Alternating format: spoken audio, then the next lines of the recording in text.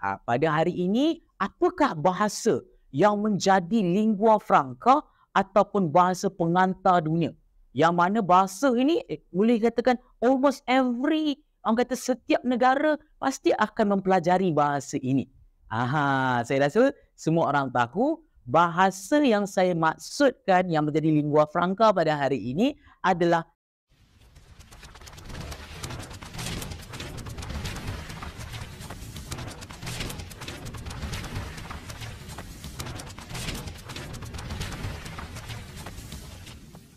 Hai, Assalamualaikum. Anda bersama dengan saya lagi, Sir Histrozi.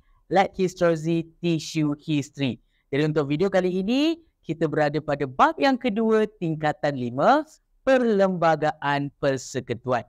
Okey, dalam video yang sebelum ini, kita dah belajar berkaitan dengan sejarah penggubalan perlembagaan. Okey, bagaimanakah kronologi daripada sebelum kita ada perlembagaan sehinggalah pada hari ini kita ada sebuah undang-undang tertinggi yang kita gelar sebagai Perlembagaan Persekutuan. Jadi sesiapa yang belum tengok lagi video bahagian yang sebelum ini tentang sejarah penggubalan Perlembagaan Persekutuan, korang boleh check out dalam channel YouTube saya, Histrozi. Okey, jadi inilah bahagian yang seterusnya.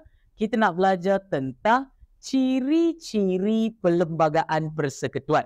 Okey, ini adalah subtopik 2.3, iaitu bagaimanakah kriteria atau ciri-ciri yang ada di dalam perlembagaan dalam negara kita. Jadi, saya nak recap kembali, korang semua tahu bahawa nama maksud perlembagaan adalah undang-undang tertinggi. Maksudnya dalam negara kita ada banyak undang-undang, dan dalam undang-undang ini ada satu undang-undang yang paling tinggi yang kita buat, yang kita namakan sebagai perlembagaan. Jadi kita nak tengok apakah ciri-ciri Perlembagaan Persekutuan. Alright.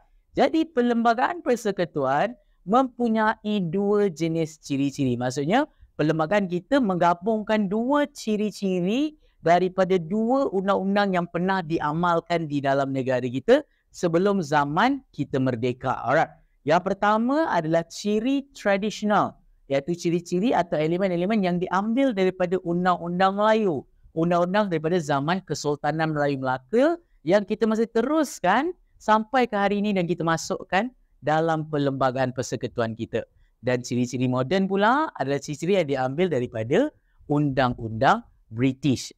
Yang mana pada zaman penjajahan ada beberapa konsep pemerintahan dan undang-undang yang kita kekalkan selepas kita merdeka. Alright, jadi untuk video bahagian ini, inilah bahagian yang pertama untuk ciri perlembagaan. Kita nak belajar tentang apakah ciri tradisional. Apakah ciri tradisional Perlembagaan Persekutuan Malaysia? Alright. Yang pertama adalah sistem pemerintahan beraja, yang mana undang-undang atau ciri ini yang kita guna pakai pada zaman Kesultanan Melayu Melaka yang kita masih teruskan sampai ke hari ini.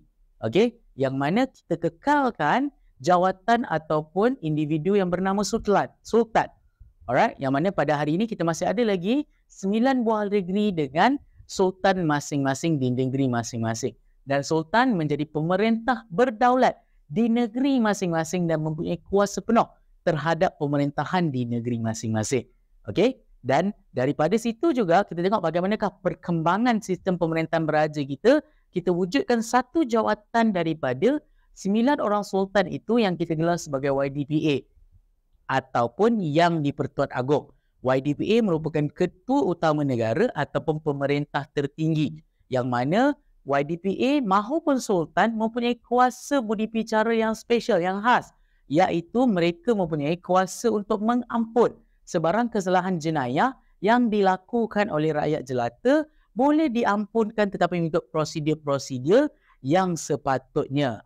Dan kamu akan belajar lebih banyak lagi dalam bahagian atau bab yang ketiga nanti. Apakah itu kuasa mengampun yang diberikan kepada Yang di-Pertuan Agong dan juga 9 orang sultan. Okey.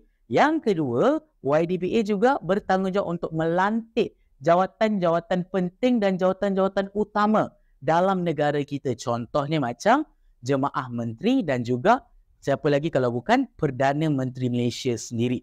Okey. Selain daripada YDPA, dalam pemerintahan beraja juga kita ada sultan. Kita ada berapa orang sultan? Kita ada lebih kurang 9 orang sultan dan juga raja dan mereka lah yang menjadi tonggak kehormatan dan keadilan bagi sistem pemerintahan negara kita. Setiap orang sultan mempunyai kuasa eksekutif, alright, di negeri masing-masing, kuasa untuk memajukan dan menjalankan pembangunan di negeri masing-masing dengan mendapat nasihat daripada MNN. Apa itu MMN? MMN adalah Majlis Mesyuarat Negeri, iaitu ianya adalah badan eksekutif dalam pemerintahan kerajaan negeri. Kamu akan belajar lebih banyak pasal MMN ini dalam video bab yang ketiga. Boleh check out dalam channel YouTube saya pun ada tentang badan eksekutif. Apa itu MMN? Okey. Selain itu, Sultan juga mempunyai kuasa untuk mengurniakan bintang kehormat dan juga anugerah. Gelaran-gelaran seperti Datuk, Tan Sri. Bintang-bintang kehormat dan gelaran-gelaran taraf inilah yang boleh diberikan oleh seseorang sultan kepada individu-individu yang terpilih.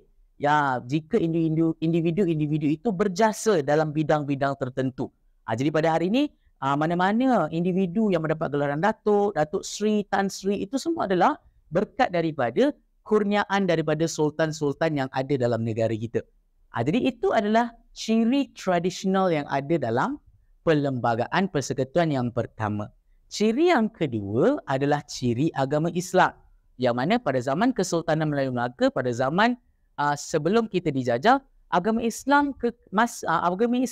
telah menjadi agama rasmi dan agama hukum utama di dalam negara kita, dan selepas merdeka kita masih kekalkan lagi. Yang mana pada zaman British, raja menjaga adat Melayu dan agama Islam. Maksudnya apa-apa hal bidang yang berkaitan dengan agama Islam dan adat istiadat orang Melayu, ianya tidak akan diganggu oleh British, ianya semua di bawah kuasa raja.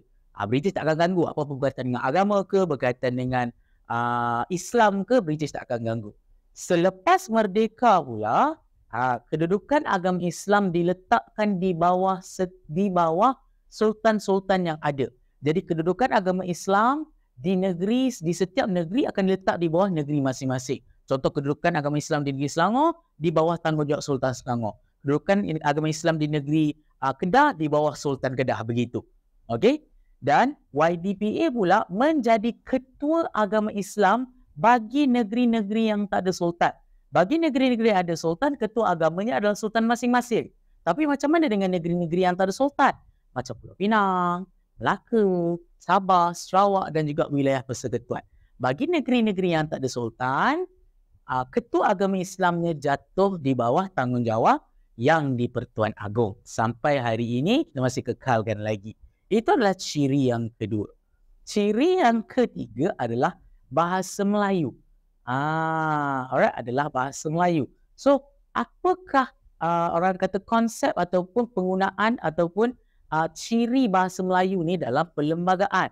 Bahasa Melayu orang kata dah digunakan sejak daripada zaman KMM. KMM ni apa? KMM adalah Kesultanan Melayu Melaka. Yang mana pada zaman Kesultanan Melayu Melaka, bahasa Melayu pernah dianggap sebagai lingua franca dan juga bahasa ilmu. Apa ini lingua franca? Korang nak tahu tak? Sebenarnya kan, pada zaman Kesultanan Melayu Melaka, bahasa Melayu digunakan secara pesat di alam Melayu. Sehingga kan pedagang-pedagang yang datang ke alam Melayu, tak kira daripada China ke, daripada India ke, daripada Arab ke, daripada Barat ke, mereka akan mempelajari bahasa Melayu disebabkan bahasa pengantar atau bahasa komunikasi orang-orang di alam Melayu, bukan tanah Melayu saja, alam Melayu. Alright, di sekitar Asia Tenggara kebanyakannya menggunakan bahasa Melayu. Jadi nak tak nak, pedagang-pedagang ni kalau mereka nak berdagang dengan pedagang-pedagang lain di dalam alam Melayu, mereka kena mempelajari bahasa Melayu. Jadi kat situ kalau kamu hidup pada zaman Melaka dulu kan, kamu akan jumpa pedagang daripada macam-macam negara. Tetapi mereka bertutur dalam bahasa Melayu. Itu yang kita panggil sebagai lingua franca atau bahasa komunikasi. Tapi pada hari ini, bahasa Melayu tidak lagi menjadi lingua franca. Pada hari ini, apakah bahasa yang menjadi lingua franca ataupun bahasa pengantar dunia? Yang mana bahasa ini boleh katakan almost every Orang kata setiap negara pasti akan mempelajari bahasa ini. Saya rasa semua orang tahu bahasa yang saya maksudkan yang menjadi lingua franca pada hari ini adalah tak lain tak bukan adalah bahasa Inggeris. Betul. Hari ini kita boleh katakan bahawa bahasa Inggeris merupakan lingua franca di dunia. Tapi zaman dahulu, bahasa Melayu pernah dianggap sebagai lingua franca di alam Melayu. Okey? Dan pada hari ini kita memartabatkan lagi bahasa Melayu itu supaya menjadi bahasa rasmi dan juga bahasa kebangsaan dalam masyarakat kita.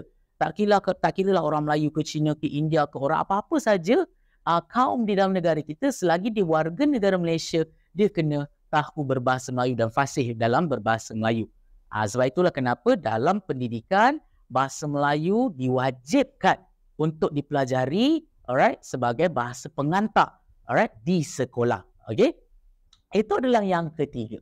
Yang keempat adalah dari segi kedudukan orang-orang Melayu dan juga Bumi Putera. Alright. Bagaimanakah zaman dahulu kita tahu penduduk asal di tanah Melayu adalah orang Melayu. Jadi orang Melayu ini mendapat sedikit keistimewaan sebagai penduduk asal berbanding dengan orang-orang bukan Melayu.